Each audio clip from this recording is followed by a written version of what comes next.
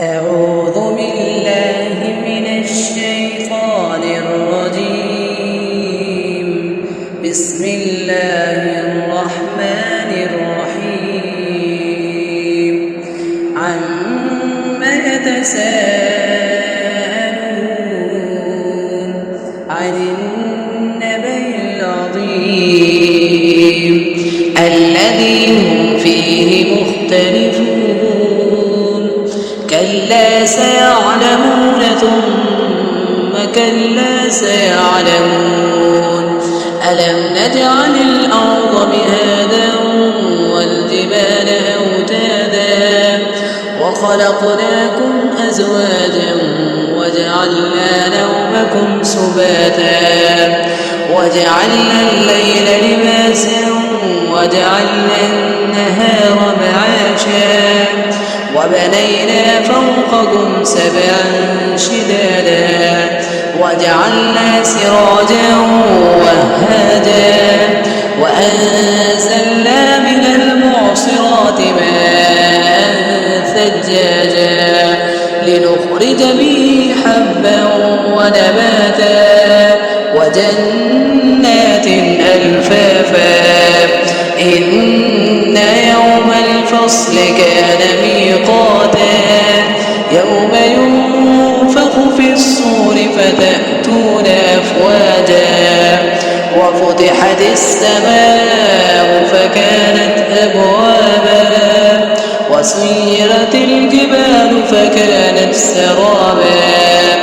إن جهنم كانت مرصادا للطاغين مآبا لابثين فيها أحقابا لا يذوقون فيها بردا ولا شرابا إلا حميما وغساقا جزاء وفاقا. إنهم كانوا لا يرجون حسابا وكذبوا بآياتنا كذابا وكل شيء أحصيناه كتابا فذوقوا فلن نزيدكم إلا عذابا. إن للمتقين مفازا حدائق وأعنابا وكواعب أترابا وكأسا دهاقا لا يسمعون فيها لغوا ولا كذابا جزاء من ربك عطاء حسابا. رب السماوات والأرض وما بينهما الرحمن لا يملكون منه خطابا. يوم يقوم الروح والملائكة صفا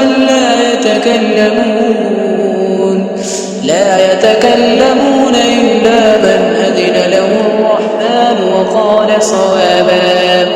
ذلك اليوم الحق فمن شاء اتخذ إلى ربه مآبا. إنا أنذرناكم عذابا قريبا يوم ينظر المرء ما قدمت يداه ويقول الكافر يا ليتني كنت ترابا. صدق الله العظيم.